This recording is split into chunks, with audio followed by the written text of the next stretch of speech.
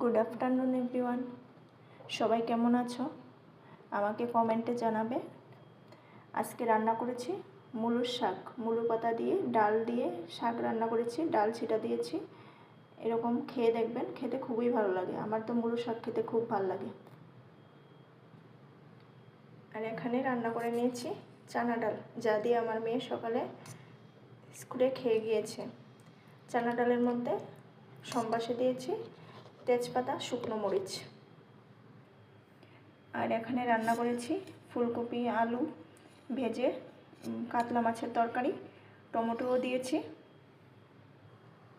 আর এখানে রান্না করেছি মূলা দিয়ে শুটকি দিয়ে তরকারি রান্না করেছি, যেটা আমার খেতে খুবই ভালো লাগে। কিন্তু আমি এখন কলকাতাতে আছি, কলকাতাতে শুটকি খাওয়া খুবই কেউ খায় না, তাই অনেক দিন পর পর রান্না করা হয়। আজকে রান্না করেছি, আজকে মূলো এনেছি, মূলোর শাকও রান্না করেছি আর শুটকি দিয়ে রান্না করছি।